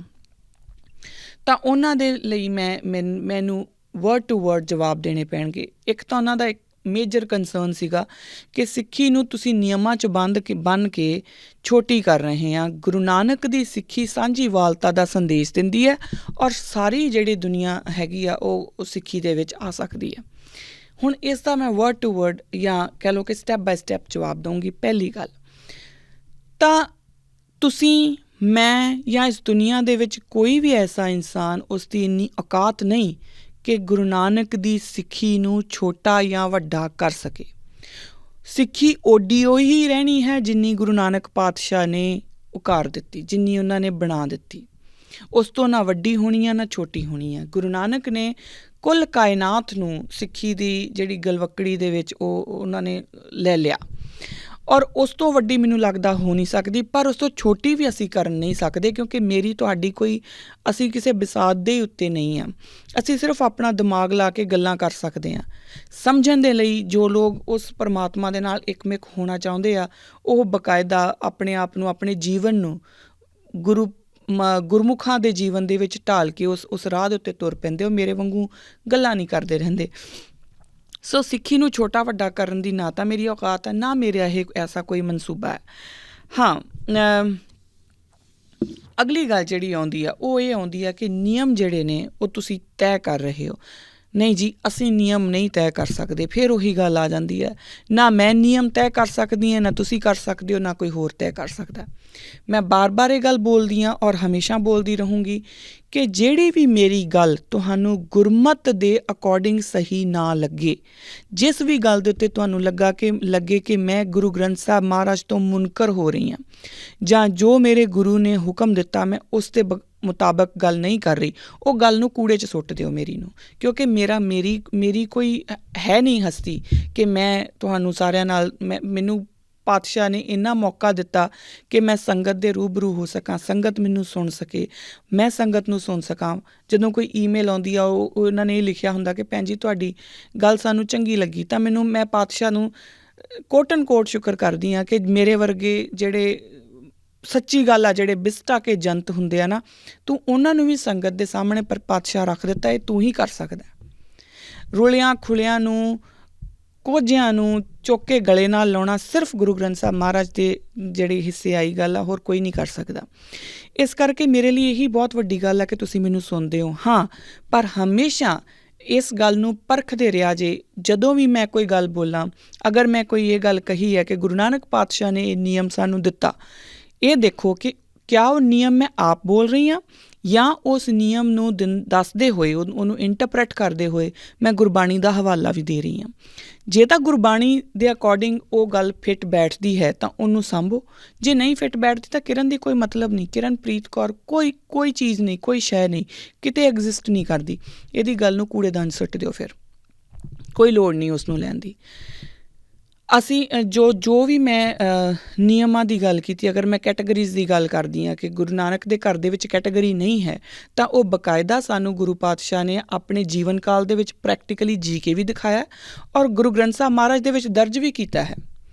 ਜਾਤ ਧਰਮ ਨਾ ਪੁੱਛੀਏ, ਇਹ ਬੋਲਦੇ ਆ ਨਾ ਗੁਰੂ ਪਾਤਸ਼ਾਹ, ਹੈ ਨਾ। ਉਹਨਾਂ ਨੇ ਬਕਾਇਦਾ ਸਾਨੂੰ ਇਹ ਗੁਰੂ ਗ੍ਰੰਥ ਸਾਹਿਬ ਮਹਾਰਾਜ ਦੇ ਵਿੱਚ ਦੱਸਿਆ ਕਿ ਕੋਈ ਕੈਟਾਗਰੀ ਮੇਰੇ ਘਰ ਦੇ ਵਿੱਚ ਐਗਜ਼ਿਸਟ ਨਹੀਂ ਕਰ ਸਕਦੀ। ਉਸ ਤੋਂ ਬਾਅਦ ਇਹਦੇ ਬਾਰੇ ਆਪਾਂ ਬਹੁਤ ਲੰਬੀਆਂ ਗੱਲਾਂ ਕਰ ਚੁੱਕੇ ਕਿ ਜਿਹੜੀ ਇਸਤਰੀ ਔਰ ਪੁਰਸ਼ ਦਾ ਜੋ ਇੱਕ ਸਮਾਜਿਕ ਜਿਹੜਾ ਤਾਣਾ ਬਾਣਾ ਹੈ ਕਿ ਉੱਚੇ ਨੀਵੇਂ ਦਾ, ਉਹਨੂੰ ਗੁਰੂ ਗ੍ਰੰਥ ਸਾਹਿਬ ਮਹਾਰਾਜ ਕਿੱਦਾਂ ਇੰਟਰਪ੍ਰੈਟ ਕਰਦੇ ਨੇ, ਉਹ ਆਪਾਂ ਗੱਲ ਕਰ ਚੁੱਕੇ ਹਾਂ, ਤਾਂ ਉਹਨੂੰ ਮੈਂ ਬਾਰ-ਬਾਰ ਰਿਪੀਟ ਨਹੀਂ ਕਰੂੰਗੀ। ਅਗਲੀ ਗੱਲ ਜਿਹੜੀ ਹੈ ਉਹ ਹੈ ਕਿ ਗੁਰਬਾਣੀ ਸਰਬ ਸਾਂਝੀ ਵਾਲਤਾ ਦਾ ਸੰਦੇਸ਼ ਦਿੰਦੀ ਹੈ। ਅਤੇ ਜਦੋਂ ਮੈਂ ਨਿਯਮਾਂ ਦੀ ਗੱਲ ਕਰਨੀ ਹੈ, ਜਦੋਂ ਅਸੀਂ ਇਹ ਗੱਲ ਕਰਦੇ ਹਾਂ ਕਿ ਗੁਰੂ ਨਾਨਕ ਪਾਤਸ਼ਾਹ ਨੇ ਨਿਯਮ ਬੰਦ ਕੀਤਾ, ਤਾਂ ਫਿਰ ਅਸੀਂ ਕੁਛ ਲੋਕ ਜੋ ਉਹਨਾਂ ਨਿਯਮਾਂ ਦੇ ਵਿੱਚ ਨਹੀਂ ਆਉਂਦੇ ਉਹਨਾਂ ਨੂੰ ਬਾਹਰ ਕੱਢ ਦਿੰਦੇ ਹਾਂ। ਇਹ ਵੀ ਇੱਕ ਗੱਲ ਆਉਂਦੀ ਹੈ। ਮੈਂ ਇਹਨੂੰ ਦੁਨਿਆਵੀ ਪੱਧਰ ਦੇ ਉੱਤੇ ਇੱਕ ਦੁਨਿਆਵੀ ਇਗਜ਼ਾਮਪਲ ਦੇ ਨਾਲ ਸਮਝਣ ਅਤੇ ਸਮਝਾਉਣ ਦੀ ਕੋਸ਼ਿਸ਼ ਕਰਦੀ ਹਾਂ। ਕੋਈ ਇੱਕ ਸਕੂਲ ਐਸਾ ਖੁੱਲ੍ਹ ਜਾਏ ਕਿ ਜਿਹੜਾ ਕਹੇ ਕਿ ਨਾ ਅਸੀਂ ਪੈਸੇ ਲਵਾਂਗੇ, ਨਾ ਅਸੀਂ ਜਾਤ ਪੁੱਛਾਂਗੇ, ਨਾ ਧਰਮ ਪੁੱਛਾਂਗੇ, ਨਾ ਕੁਛ ਨਹੀਂ ਪੁੱਛਾਂਗੇ, ਜਿਹੜਾ ਮਰਜ਼ੀ ਇਸ ਸਕੂਲ ਦੇ ਵਿੱਚ ਆ ਕੇ ਐਡਮਿਸ਼ਨ ਲੈ ਸਕਦਾ ਹੈ। ਹੁਣ ਉਹ ਬੱਚੇ ਉਹ ਸਕੂਲ ਦੇ ਵਿੱਚ ਚਲੇ ਗਏ, ਪਰ ਜਦੋਂ ਬੱਚੇ ਉਹ ਸਕੂਲ ਦੇ ਵਿੱਚ ਐਡਮਿਸ਼ਨ ਲੈ ਲਿਆ ਤਾਂ ਉਸ ਟਾਈਮ ਦੇ ਤਾਂ ਉਹਨਾਂ ਨੂੰ ਕੁਛ ਨਿਯਮ ਤਾਂ ਸਕੂਲ ਦੇ ਮੰਨਣੇ ਪੈਣਗੇ ਕਿ ਨਹੀਂ। ਸਕੂਲ ਨੂੰ ਚਲਾਉਣ ਦੇ ਲਈ ਨਿਯਮ ਹੋਣੇ ਜ਼ਰੂਰੀ ਹੈ ਕਿ ਨਹੀਂ। ਇਹ ਆਪਾਂ ਆਪ ਸੋਚ ਕੇ ਵੇਖੀਏ ਕਿ ਮੰਨ ਲਓ ਉੱਥੇ 500 ਬੱਚਾ ਆ ਗਿਆ। ਹੁਣ 500 ਬੱਚੇ ਅਗਰ ਆਪਣਾ ਨਿਯਮ ਲੈ ਕੇ ਆਊਗਾ, ਉਹ ਕਹੂਗਾ ਕਿ ਮੇਰਾ ਨਿਯਮ ਤਾਂ ਇਹ ਹੈ, ਮੈਂ ਤਾਂ ਇਹਨਾਂ, ਤੁਸੀਂ ਕਿਹਾ ਸੀਗਾ ਕਿ ਕੋਈ ਤੁਹਾਨੂੰ ਕਿਸੇ ਤਰੀਕੇ ਦੇ ਨਾਲ ਕਿਸੇ ਵੀ ਜਿਹੜੀ ਸੀਮਾ ਦੇ ਵਿੱਚ ਬੰਨਿਆ ਨਹੀਂ ਜਾਊਗਾ। ਤੁਸੀਂ ਕੋਈ ਵੀ ਧਰਮ ਦੇ ਹੋ ਸਕਦੇ ਆ, ਜਾਤ ਦੇ ਹੋ ਸਕਦੇ ਆ, ਮਜ਼ਹਬ ਦੇ ਹੋ ਸਕਦੇ ਆ, ਤੁਹਾਡੇ ਲਈ ਸਕੂਲ ਖੁੱਲ੍ਹਾ ਤੇ ਅਸੀਂ ਆ ਗਏ, ਹੁਣ ਸਾਡੇ ਨਿਯਮ ਵੀ ਆਪਣੇ ਚੱਲਣਗੇ, ਤਾਂ ਇੱਥੇ ਤਾਂ ਕੰਮ ਗੜਬੜ ਹੋ ਜਾਊਗਾ ਨਾ। ਕਿਉਂਕਿ ਜੇ 500 ਨਿਯਮ ਸਕੂਲ ਦੇ ਵਿੱਚ ਚੱਲਣਗੇ ਤਾਂ ਕੀ ਸਾਹਮਣੇ ਕੀ ਆਊਗਾ? ਕਿਓਸ ਤੇ ਕਨਫਿਊਜ਼ਨ, ਜੋ ਅੱਜ ਸਿੱਖਾਂ ਦੇ ਵਿੱਚ ਬਹੁਤਾਤ ਦੇ ਵਿੱਚ ਪਾਈ ਜਾ ਰਹੀ ਹੈ। ਮਾफ़ ਕਰਨਾ ਜੇ ਮੇਰੀ ਗੱਲ ਅਗਰ ਕਿਸੇ ਨੂੰ ਬੁਰੀ ਲੱਗੇ ਤਾਂ ਦੋਨੋਂ ਹੱਥ ਜੋੜ ਕੇ ਮਾफ़ੀ, ਬਟ ਧਿਆਨ ਨਾਲ ਦੇਖਿਓ, ਜਿੰਨਾ ਆਪ ਮੁਹਾਰਾਪਨ ਸਿੱਖਾਂ ਦੇ ਵਿੱਚ ਇਸ ਟਾਈਮ 'ਤੇ ਹੈ, ਇਹਨਾਂ ਕਿਸੇ ਵਿੱਚ ਨਹੀਂ। ਕੋਈ ਕਿੰਤੂ ਨਹੀਂ ਕਰ ਰਿਹਾ, ਕੋਈ ਕਿਸੇ ਦੇ ਉੱਤੇ ਕਦੀ ਵੀ ਕਿੰਤੂ ਨਹੀਂ ਕਰ ਰਿਹਾ ਕਿ ਆਹ ਕਿਵੇਂ ਹੋ ਗਿਆ, ਉਹ ਕਿਵੇਂ ਹੋ ਗਿਆ। ਸਾਡੇ ਲੋਕ ਇਤਿਹਾਸ ਨੂੰ ਹੀ ਝੁਠਲਾਈ ਜਾ ਰਹੇ ਨੇ ਆਪਣੀ ਸੌੜੀ ਜੀ ਛੋਟੀ ਜੀ ਸੋਚ ਦੇ ਉੱਤੇ ਚੱਲਦਿਆਂ ਹੋਇਆਂ। ਜਿਨ੍ਹਾਂ ਲੋਕਾਂ ਨੇ, ਔਰ ਉਹਦੇ ਵਿੱਚ ਮੈਂ ਵੀ ਆਉਂਦੀ ਹਾਂ, ਇਹ ਨਾ ਸੋਚੋ ਕਿ ਮੈਂ ਆਪਣੇ ਆਪ ਨੂੰ ਬਾਹਰ ਕੱਢ ਲੈਣਾ, ਨਹੀਂ, ਮੈਂ ਵੀ ਵਿੱਚ ਆਉਂਦੀ ਹਾਂ। ਜਿਨ੍ਹਾਂ ਲੋਕਾਂ ਨੂੰ ਆਪਣੀ ਹੋਂਦ, ਆਪਣੀ ਹਸਤੀ ਬਾਰੇ ਪੂਰੀ ਤਰ੍ਹਾਂ ਨਹੀਂ ਪਤਾ ਕਿ ਉਹ ਹੈ ਕੀ ਨੇ, ਕੱਲ੍ਹ ਨੂੰ ਉਹਨਾਂ ਨੇ ਕੀ ਕਰਨਾ, ਜੋ ਉਹਨਾਂ ਨੇ ਪਿੱਛੇ ਕਰ ਲਿਆ ਉਹਨਾਂ ਨੇ ਕਿਉਂ ਕੀਤਾ ਸੀ, ਜੋ ਇਸ ਚੀਜ਼ ਨੂੰ ਇੰਟਰਪ੍ਰੇਟ ਨਹੀਂ ਕਰ ਸਕਦੇ, ਉਹ ਲੋਕ ਵੀ ਇਤਿਹਾਸ ਨੂੰ ਕਿੰਤੂ ਪ੍ਰੰਤੂ ਕਰਕੇ ਕਸਵੱਟੀਆਂ ਦੇ ਉੱਤੇ ਖਰਾ ਉਤਰ ਦਿਆ ਕਿ ਨਹੀਂ ਉਤਰ ਰਿਹਾ, ਉਹਨੂੰ ਪਰਖ ਰਹੇ ਨੇ। ਔਰ ਉਹਨਾਂ ਦੀ ਕਸਵੱਟੀ ਕੀ ਹੈ ਪਤਾ ਨਹੀਂ, ਕੋਈ ਏ ਡੇਰੇ ਦੇ ਨਾਲ ਲੱਗਾ, ਕੋਈ ਬੀ ਡੇਰੇ ਦੇ ਨਾਲ ਲੱਗਾ, ਔਰ ਉਹ ਡੇਰੇ ਵਾਲਿਆਂ ਦੀਆਂ ਹੀ ਗੱਲਾਂ ਸੁਣ ਕੇ ਅੱਗੇ ਕੋਈ ਡੇਰੇ ਵਾਲਾ ਜਿਹੜਾ ਉਹ ਪੁਜਾਰੀ ਕਹੀ ਜਾ ਰਿਹਾ, ਕੋਈ ਕਿਸੇ ਨੂੰ ਕੁਛ ਕਹੀ ਜਾ ਰਿਹਾ। ਉਹਦੇ ਵਿੱਚ ਹੀ ਅਸੀਂ ਇੰਨਾ ਕੁ ਆਪ ਮੁਹਾਰਾਪਨ ਸਾਡੇ ਸਿੱਖਾਂ ਦੇ ਵਿੱਚ, ਆਪ ਹੁਦਰਾਪਨ ਮੈਂ ਕਹੂੰਗੀ ਸਾਡੇ ਸਿੱਖਾਂ ਦੇ ਵਿੱਚ ਆ ਗਿਆ। ਕਿਉਂਕਿ ਹਰ ਇੱਕ ਬੰਦਾ ਅੱਜ ਹਿਸਟੋਰੀਅਨ ਵੀ ਹੈ, ਹਰ ਇੱਕ ਬੰਦਾ ਅੱਜ ਫਿਲੋਸਫਰ ਵੀ ਹੈ। ਮਾफ़ ਕਰਨਾ, ਮੇਰੀ ਇੱਕ ਜਗ੍ਹਾ ਦੇ ਵਿੱਚ ਮੇਰੀ ਅਗਰ PhD ਹੈ ਨਾ, ਤਾਂ ਮੇਰੀ ਇੱਕ ਪਰਟੀਕੂਲਰ ਚੀਜ਼ ਦੇ ਉੱਪਰ ਪਕੜ ਹੋ ਸਕਦੀ ਹੈ। ਇਹ ਨਹੀਂ ਹੋ ਸਕਦਾ ਕਿ ਮੇਰੀ ਪਕੜ ਹਰ ਇੱਕ ਚੀਜ਼ ਦੇ ਉੱਪਰ ਹੋਵੇ। ਜਦੋਂ ਵੀ ਕੋਈ ਇਤਿਹਾਸ ਦਾ ਹਵਾਲਾ ਦੇਣਾ ਹੁੰਦਾ ਤਾਂ ਮੈਂ ਪਹਿਲਾਂ ਤੁਹਾਡੇ ਸਭ ਦੇ ਸਨਮੁਖ ਹੋਣ ਤੋਂ ਪਹਿਲਾਂ ਆਪਣਾ ਜਿਹੜਾ ਉਹ ਫੈਕਟ ਹੈ ਉਹ ਨਾ ਸਿਰਫ ਕਿਤਾਬਾਂ 'ਚੋਂ ਚੈੱਕ ਕਰਦੀ ਹਾਂ, ਬਲਕਿ ਕਿਸੇ ਨਾ ਕਿਸੇ ਹਿਸਟੋਰੀਅਨ ਨਾਲ ਗੱਲ ਕਰਕੇ, ਮੇਰੇ ਨਾਲ ਮੈਂ ਮੋਹਿੰਦਰ ਸਿੰਘ ਖਹਿਰਾ ਅੰਕਲ ਹੋਣਾ ਕੋਲ ਜ਼ਿਆਦਾ ਪੁੱਛਦੀ ਹੁੰਦੀ ਹਾਂ, ਪਰ ਉਹਨਾਂ ਨੂੰ ਫ਼ੋਨ ਕਰਕੇ ਮੈਂ ਹਮੇਸ਼ਾ ਪੁੱਛਦੀ ਕਿ ਆਹ ਜਿਹੜਾ ਮੈਂ ਆਹ ਕੋਟ ਕਰਨਾ ਹੈ ਸਹੀ ਹੈ। ਜਦ ਤੱਕ ਉਹ ਹਾਂ ਨਹੀਂ ਕਰਦੇ ਮੈਂ ਕਦੀ ਕੋਟ ਨਹੀਂ ਕਰਦੀ। ਅੱਜ ਵੀ ਮੈਂ ਇੱਕ ਹਿਸਟੋਰੀਕਲ ਚੀਜ਼ ਬਾਰੇ ਗੱਲ ਕਰਨੀ ਸੀਗੀ, ਪਰ ਮੇਰੀ ਉਹਨਾਂ ਨਾਲ ਗੱਲ ਨਹੀਂ ਹੋ ਪਾਈ, ਅਤੇ ਇਸ ਕਰਕੇ ਮੈਂ ਉਹ ਗੱਲ ਮਾਈਨਸ ਕਰ ਦਿੱਤੀ। ਕਿਉਂਕਿ ਹਿਸਟਰੀ ਦੇ ਉੱਤੇ ਮੇਰੀ ਪਕੜ ਓਨੀ ਨਹੀਂ ਜਿੰਨੀ ਕਿ ਇੱਕ ਹਿਸਟੋਰੀਅਨ, ਇੱਕ ਇਤਿਹਾਸਕਾਰ ਦੀ ਹੋਣੀ ਚਾਹੀਦੀ ਹੈ। ਮੇਰੀ ਪਕੜ ਜਿਹੜੀ ਹੈ ਉਹ ਹੈ ਹਿਊਮਨ ਬਿਹੇਵੀਅਰ ਦੇ ਉੱਤੇ, ਹਿਊਮਨ ਸਾਈਕੋਲੋਜੀ ਦੇ ਉੱਤੇ, ਕਿਉਂਕਿ ਮੇਰਾ ਸਬਜੈਕਟ ਉਹ ਹੈ, ਮੇਰੀ PhD ਇਹੋ ਜਿਹੀ ਹੈ। ਤਾਂ ਉਹ ਇਸ ਕਰਕੇ ਮੈਂ ਸਿਰਫ ਉਸੇ ਚੀਜ਼ ਦੇ ਉੱਤੇ ਆਪਣੀ ਪਕੜ ਮੰਨ ਸਕਦੀ ਹਾਂ। ਪਰ ਸਾਡੇ ਪੰਜਾਬ ਦੇ ਵਿੱਚ ਲਾ ਲਓ ਜਾਂ ਪੰਜਾਬ ਤੋਂ ਬਾਹਰ ਲਾ ਲਓ, ਸਾਰੇ ਇਤਿਹਾਸਕਾਰ ਵੀ ਨੇ, ਸਾਰੇ ਫਿਲੋਸਫਰ ਵੀ ਨੇ, ਸਾਰੇ ਹਿਊਮਨ ਬਿਹੇਵੀਅਰ ਦੇ ਐਕਸਪਰਟ ਵੀ ਨੇ, ਸਾਰੇ ਆਰਕਾਈਵਿਸਟ ਵੀ ਨੇ। ਹਰ ਇੱਕ ਤਰੀਕੇ ਦਾ ਜਿਹੜਾ ਆਪਾਂ ਇੱਕ ਟੋਟਲ ਪੈਕੇਜ ਆਪਣੇ ਆਪ ਨੂੰ ਸਮਝ ਕੇ ਔਰ ਬਹੁਤ ਸਿਆਣੇ ਬਣ ਕੇ ਅਤੇ ਅਸੀਂ ਅੱਗੇ ਤੁਰ ਪਏ ਹਾਂ। ਇਹ ਚੀਜ਼ ਕਿਉਂ ਹੋਈ? ਕਿਉਂਕਿ ਅਸੀਂ ਇਹ ਪ੍ਰਚਾਰਨਾ ਸ਼ੁਰੂ ਕਰ ਦਿੱਤਾ ਬਹੁਤ ਸਾਰੇ ਲੋਕਾਂ ਨੇ ਆਪਣੀ ਜਿਹੜੀ ਲਾਲਚ ਦੇ ਕਰਕੇ ਕਿ ਸਿੱਖੀ ਦੇ ਵਿੱਚ ਕੋਈ ਨਿਯਮ ਨਹੀਂ। ਸਿੱਖੀ ਦੇ ਵਿੱਚ ਬਾਕਾਇਦਾ ਨਿਯਮ ਹੈ, ਔਰ ਜਦ ਤੱਕ ਅਸੀਂ ਉਹਨਾਂ ਨਿਯਮਾਂ ਦੇ ਉੱਤੇ ਨਹੀਂ ਚੱਲਦੇ ਤਾਂ ਇਹ ਸਕੂਲ ਦੇ ਵਿੱਚ ਐਡਮਿਸ਼ਨ ਨਹੀਂ ਲਈ ਜਾ ਸਕਦੀ। ਇੱਕ ਦੁਨਿਆਵੀ ਸਕੂਲ ਅਗਰ ਨਿਯਮਾਂ ਤੋਂ ਬਿਨਾਂ ਨਹੀਂ ਚੱਲ ਸਕਦਾ ਤਾਂ ਸੋਚ ਕੇ ਦੇਖਣਾ ਜੇ ਕਿ ਇਹ ਤਾਂ ਇੱਕ ਇਲਾਹੀ ਸਕੂਲ ਹੈ। ਉਹ ਸਕੂਲ ਫਿਰ ਨਿਯਮਾਂ ਤੋਂ ਬਿਨਾਂ ਕਿੱਦਾਂ ਹੋਊਗਾ? ਔਰ ਉਹ ਸਕੂਲ ਦਾ ਸਰਪ੍ਰਸਤ ਗੁਰੂ ਨਾਨਕ ਪਾਤਸ਼ਾਹ ਉਹ ਕਿੱਦਾਂ ਸਾਨੂੰ ਇੱਦਾਂ ਹੀ ਬੇਲਗਾਮੇ ਛੱਡ ਦੇਣਗੇ, ਜੋ ਮਰਜ਼ੀ ਕਰੀ ਜਾਓ, ਤੁਹਾਡਾ ਕੋਈ ਨਿਯਮ ਹੀ ਨਹੀਂ? ਇੱਦਾਂ ਨਹੀਂ ਹੁੰਦਾ। ਬਾਕਾਇਦਾ ਗੁਰੂ ਨਾਨਕ ਪਾਤਸ਼ਾਹ ਨੇ ਸਾਨੂੰ ਨਿਯਮਬੱਧ ਕੀਤਾ ਹੈ, ਔਰ ਉਸ ਨਿਯਮਬੱਧ ਜਿਸ ਦਾਇਰੇ ਦੇ ਵਿੱਚ ਜੋ ਹੈ ਉਹ ਹੈ ਖਾਲਸਾ ਪੰਥ। ਬਿਲਕੁਲ ਸਾਂਝੀਵਾਲਤਾ ਦਾ ਸੰਦੇਸ਼ ਹੈ, ਬਿਲਕੁਲ ਸਾਰੀ ਕਾਇਨਾਤ ਲਈ ਖੁੱਲ੍ਹੀ ਹੈ, ਜਿਹੜਾ ਮਰਜ਼ੀ ਆ ਸਕਦਾ ਹੈ। ਪਰ ਜਦੋਂ ਉਹ ਆ ਗਿਆ ਤਾਂ ਉਹਨੂੰ ਉਹਨਾਂ ਨਿਯਮਾਂ ਦੇ ਉੱਤੇ ਚੱਲਣਾ ਹੀ ਪਊਗਾ। ਇਹੀ ਗੁਰੂ ਨਾਨਕ ਪਾਤਸ਼ਾਹ ਦਾ ਹੁਕਮ ਹੈ। ਤਾਂ ਹੀ ਤਾਂ 10ਵੇਂ ਜਾਮੇ ਵਿੱਚ ਉਹ ਬੋਲਦੇ ਆ ਨਾ ਕਿ ਸਭ ਸਿੱਖਣ ਕੋ ਹੁਕਮ ਹੈ, ਗੁਰੂ ਮਾਨਿਓ ਗ੍ਰੰਥ।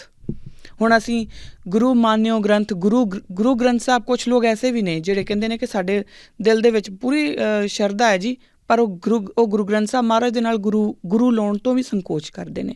ਫਿਰ ਉਹ ਪਤਾ ਨਹੀਂ ਕਿਸ ਤਰੀਕੇ ਨਾਲ ਕਿਹੜੀ ਸ਼ਰਧਾ ਦੀ ਗੱਲ ਕਰਦੇ। ਖੈਰ ਚਲੋ, ਉਹਨਾਂ ਦੀ ਆਪਣੀ ਮਨ ਮਰਜ਼ੀ ਹੈ। ਸੋ ਇਸ ਕਰਕੇ ਮੇਰੀ ਅੱਜ ਦੀਆਂ ਜਿਹੜੀਆਂ ਬੇਨਤੀਆਂ ਸੀਗੀਆਂ ਉਹ ਇਹ ਪ੍ਰਵਾਨ ਕਰਨਾ ਕਿ ਜਦੋਂ ਮੈਂ ਨਿਯਮ ਦੀ ਗੱਲ ਕਰਦੀ ਹਾਂ, ਕੋਈ ਵੀ ਐਸੀ ਚੀਜ਼ ਮੈਂ ਆਪਣੇ ਮਨੋਂ ਬਣਾ ਕੇ ਤੁਹਾਡੇ ਨਾਲ ਸਾਂਝੀ ਨਹੀਂ ਕਰਦੀ, ਨਾ ਮੈਂ ਕਰ ਸਕਦੀ ਹਾਂ, ਨਾ ਮੇਰੀ ਇਹ ਐਥੀਕਲ ਇੰਟੈਗਰਿਟੀ ਮੈਨੂੰ ਇਹ ਆਗਿਆ ਦਿੰਦੀ ਹੈ ਕਿ ਮੈਂ ਇਸ ਤਰ੍ਹਾਂ ਕਰਾਂ। ਕਿਉਂਕਿ ਕਿਤੇ ਨਾ ਕਿਤੇ ਇੱਕ ਮੈਂ ਆਪਣੇ ਗੁਰੂ ਨੂੰ ਅਗਰ ਮੈਂ ਹੋਰ ਕਿਸੇ ਨੂੰ ਵੀ ਜਵਾਬਦੇਹ ਨਾ ਹੋਵਾਂ, ਮੈਂ ਆਪਣੇ ਗੁਰੂ ਨੂੰ ਜਵਾਬਦੇਹ ਜ਼ਰੂਰ ਹਾਂ। ਸੋ ਇਸ ਕਰਕੇ ਜਿਹੜੇ ਵੀ ਨਿਯਮਾਂ ਦੀ ਆਪਾਂ ਗੱਲ ਕਰ ਰਹੇ ਹਾਂ, ਉਹ ਨਿਯਮ ਬਕਾਇਦਾ ਗੁਰੂ ਪਾਤਸ਼ਾਹ ਨੇ ਸਾਨੂੰ ਗੁਰਬਾਣੀ ਦੇ ਵਿੱਚ ਵੀ ਦਿੱਤੇ ਨੇ ਔਰ ਬਕਾਇਦਾ ਉਹਨਾਂ ਨੂੰ ਪ੍ਰੈਕਟੀਕਲੀ ਜੀ ਕੇ ਵੀ ਸਾਨੂੰ ਦਿਖਾਇਆ ਹੈ। ਫਿਰ ਉਹ ਨਿਯਮ ਸਾਡੇ ਕੋਲ ਆਏ ਆ, ਫਿਰ ਉਹ ਨਿਯਮ ਸਾਡੇ ਕਿਰਦਾਰ ਦਾ ਹਿੱਸਾ ਹੋਏ ਆ ਔਰ ਜਿਹੜੇ ਲੋਕ ਉਹਨਾਂ ਨਿਯਮਾਂ ਨੂੰ ਆਪਣੇ ਕਿਰਦਾਰ ਦਾ ਹਿੱਸਾ ਬਣਾ ਗਏ, ਉਹ ਕਿਰਦਾਰੇ ਖਾਲਸਾ ਹੋ ਗਏ। ਉਹਨਾਂ ਦੇ ਕਿਰਦਾਰ ਹੀ ਕਿਰਦਾਰੇ ਖਾਲਸਾ ਹੋ ਗਏ। ਸੋ ਜਿਹੜੇ ਪਿਛਲੇ ਐਪੀਸੋਡ ਦੇ ਵਿੱਚ ਆਪਾਂ ਡਿਸਕਸ਼ਨ ਕੀਤੀ ਸੀ, ਜਿੱਥੇ ਆਪਾਂ ਗੱਲ ਛੱਡੀ ਸੀ, ਉਹ ਸੀ ਗੁਰੂ ਅੰਗਦ ਦੇਵ ਪਾਤਸ਼ਾਹ ਦੀ। ਗੁਰੂ ਅੰਗਦ ਦੇਵ ਮਹਾਰਾਜ ਸਾਨੂੰ ਬਕਾਇਦਾ ਜੋ ਆਪਣੇ ਜੀਵਨ ਕਾਲ ਦੇ ਵਿੱਚ ਗੁਰੂ ਨਾਨਕ ਪਾਤਸ਼ਾਹ ਤੋਂ ਜਦੋਂ ਜਾਮਾਂ ਬਦਲ ਕੇ ਗੁਰੂ ਨਾਨਕ ਪਾਤਸ਼ਾਹ ਦਾ ਅੱਗੇ ਗੁਰੂ ਅੰਗਦ ਦੇਵ ਮਹਾਰਾਜ ਸਾਨੂੰ ਅਗਲੇ ਜਿਹੜੇ ਨਿਯਮ ਸਾਨੂੰ ਦ੍ਰਿੜ ਕਰਵਾਉਂਦੇ ਨੇ, ਉਹ ਸੀ ਹੁਕਮ, ਪਾਠਸ਼ਾਲਾ, ਮੱਲ ਅਖਾੜੇ ਅਤੇ ਗੁਰਮੁਖੀ ਲਿਪੀ। ਹੁਣ ਹੁਕਮ ਦੀ ਗੱਲ, ਮੱਲ ਅਖਾੜਿਆਂ ਦੀ ਗੱਲ ਅਤੇ ਪਾਠਸ਼ਾਲਾ ਦੀ ਗੱਲ ਆਪਾਂ ਪਿੱਛੇ ਕਰ ਚੁੱਕੇ ਹਾਂ। ਹੁਣ ਆਪਾਂ ਗੱਲ ਕਰਨੀ ਹੈ ਗੁਰਮੁਖੀ ਲਿਪੀ ਦੀ। ਗੁਰਮੁਖੀ ਲਿਪੀ ਆਪਣੇ ਆਪ ਵਿੱਚ ਇੱਕ ਬਹੁਤ ਵਾਸਟ ਟੌਪਿਕ ਆ ਔਰ ਬਹੁਤ ਲੈਵਲਸ ਦੇ ਉੱਤੇ ਬੜੀਆਂ ਲੇਅਰਸ ਨੇ ਇਸ ਟੌਪਿਕ ਦੀਆਂ। ਜਦੋਂ ਆਪਾਂ ਇਹਦੇ ਬਾਰੇ ਗੱਲ ਕਰਨੀ ਆ ਅਗਲੇ ਐਪੀਸੋਡਸ ਦੇ ਵਿੱਚ, ਮੈਨੂੰ ਲੱਗਦਾ 2 ਐਪੀਸੋਡ ਆਪਣੇ ਅਗਲੇ ਲੱਗਣਗੇ ਗੁਰਮੁਖੀ ਲਿਪੀ ਦੇ ਉੱਤੇ ਹੀ। ਮੈਂ ਮਾफ़ੀ ਚਾਹੁੰਦੀ ਹਾਂ ਕਿ ਪਿਛਲੀ ਵਾਰੀ ਵੀ ਮੈਂ ਇਹ ਗੱਲ ਕਹੀ ਸੀਗੀ ਕਿ ਆਪਾਂ ਗੁਰਮੁਖੀ ਲਿਪੀ ਦੀ ਗੱਲ ਕਰਾਂਗੇ, ਪਰ ਇਹ ਜਿਹੜਾ ਐਪੀਸੋਡ ਸੀਗਾ ਉਹ ਮੈਨੂੰ ਇੱਕ ਤਾਂ ਰੀਕੈਪ ਦੇਣ ਦੇ ਲਈ ਔਰ ਦੂਸਰਾ ਇਹ ਜਿਹੜਾ 1-2-3 ਮੈਨੂੰ ਈਮੇਲ 'ਤੇ ਜਿਹੜੇ ਜਵਾਬ ਦੇਣਾ ਬਹੁਤ ਜ਼ਰੂਰੀ ਸੀਗਾ ਕਿ ਨਿਯਮਾਂ ਦੀ ਗੱਲ ਮੈਂ ਬਾਰ-ਬਾਰ ਕਿਉਂ ਕਰਦੀ ਹਾਂ। ਤਾਂ ਇਸ ਕਰਕੇ ਇਸ ਐਪੀਸੋਡ ਦੇ ਵਿੱਚ ਆਪਾਂ ਇਹ ਕੰਮ ਕਰ ਲਿਆ। ਅਗਲੇ 2 ਐਪੀਸੋਡ ਜਿਹੜੇ ਨੇ ਉਹ ਗੁਰਮੁਖੀ ਲਿਪੀ ਦੇ ਉੱਤੇ ਹੋਣਗੇ। ਉਹਦੇ ਵਿੱਚ ਸਾਨੂੰ ਕੁਛ ਗੱਲਾਂ ਸਮਝਣੀਆਂ ਬਹੁਤ ਜ਼ਰੂਰੀ ਨੇ। ਇੱਕ ਤਾਂ ਲਿਪੀ ਹੈ ਕੀ, ਦੂਜਾ ਕਿ ਗੁਰਮੁਖੀ ਲਿਪੀ ਦਾ ਸਿੱਖਾਂ ਦੇ ਨਾਲ ਕੀ ਸੰਬੰਧ ਹੈ, ਤੀਸਰਾ ਪੰਜਾਬੀ ਅਤੇ ਗੁਰਮੁਖੀ ਦੇ ਵਿੱਚ ਫ਼ਰਕ ਕੀ ਹੈ। ਜਦੋਂ ਲੋਕ ਕਹਿੰਦੇ ਨੇ ਅਸੀਂ ਪੰਜਾਬੀ ਨੂੰ ਬਚਾ ਰਹੇ ਹਾਂ, ਤਾਂ ਕਿਆ ਉਹ ਗੁਰਮੁਖੀ ਦੀ ਗੱਲ ਵੀ ਕਰ ਰਹੇ ਆ? ਕਿਉਂਕਿ ਅਗਰ ਗੁਰਮੁਖੀ ਨਾ ਹੋਵੇ ਤਾਂ ਅਸੀਂ ਕਿੱਥੇ ਹੋਵਾਂਗੇ? ਇਹ ਕੁਛ ਸਵਾਲ ਬੜੇ ਇੰਪੋਰਟੈਂਟ ਨੇ ਔਰ ਉਹਨਾਂ ਸਭ ਤੋਂ ਪਹਿਲਾਂ ਜੋ ਅਗਲੇ ਐਪੀਸੋਡ ਵਿੱਚ ਮੈਂ ਗੱਲ ਕਰੂੰਗੀ ਉਹ ਇਹ ਕਿ ਭਾਸ਼ਾ ਦਾ ਮਤਲਬ ਕੀ ਹੁੰਦਾ, ਭਾਸ਼ਾ ਆਪਣੇ ਨਾਲ ਕੀ ਕੁਛ ਲੈ ਕੇ ਆਉਂਦੀ ਹੈ ਔਰ ਕਿਆ ਅਸੀਂ ਇਕੱਲੇ ਹਾਂ ਜਿਨ੍ਹਾਂ ਦੀ ਭਾਸ਼ਾ ਨੂੰ ਖਤਰਾ ਹੈ ਜਾਂ ਬਹੁਤ ਸਾਰੇ ਹੋਰ ਲੋਕ ਵੀ ਨੇ, ਜਾਂ ਐਸੀਆਂ ਕਿਹੜੀਆਂ ਸਾਡੇ ਕੋਲ ਐਗਜ਼ਾਮਪਲਸ ਮੌਜੂਦ ਹੈ ਜਿੱਥੇ ਭਾਸ਼ਾਵਾਂ ਮਰ ਗਈਆਂ ਔਰ ਉਹਨਾਂ ਮਰੀਆਂ ਭਾਸ਼ਾਵਾਂ ਦੇ ਨਾਲ ਹੋਰ ਕੀ ਮਰਿਆ। ਇਹ ਗੱਲਾਂ ਆਪਾਂ ਅਗਲੇ ਐਪੀਸੋਡ ਦੇ ਵਿੱਚ ਕਰਾਂਗੇ ਔਰ ਉਸ ਤੋਂ ਅਗਲੇ ਐਪੀਸੋਡ ਦੇ ਵਿੱਚ ਆਪਾਂ ਗੁਰਮੁਖੀ ਲਿਪੀ ਬਾਰੇ ਸਾਰੀ ਗੱਲ ਕਰਾਂਗੇ। ਅੱਜ ਦੀਆਂ ਮੇਰੀਆਂ ਇੰਨੀਆਂ ਕੀ ਬੇਨਤੀਆਂ ਪ੍ਰਵਾਨ ਕਰਨਾ, ਕਿਸੇ ਦੇ ਮਨ ਨੂੰ ਮੇਰੀਆਂ ਕਿਸੇ ਵੀ ਗੱਲ ਦੇ ਨਾਲ ਠੇਸ ਪਹੁੰਚੀ ਹੋਵੇ ਤਾਂ ਮੈਂ ਦੋਨੋਂ ਹੱਥ ਜੋੜ ਕੇ ਆਪ ਸਭ ਤੋਂ ਖਿਮਾ ਦੀ ਜਾਚਕ ਹਾਂ। ਅਗਲੀ ਵਾਰ ਫਿਰ ਮਿਲਦੇ ਹਾਂ। ਅੱਜ ਦੇ ਲਈ ਦਿਓ ਇਜਾਜ਼ਤ। ਵਾਹਿਗੁਰੂ ਜੀ ਕਾ ਖਾਲਸਾ, ਵਾਹਿਗੁਰੂ ਜੀ ਕੀ ਫਤਿਹ।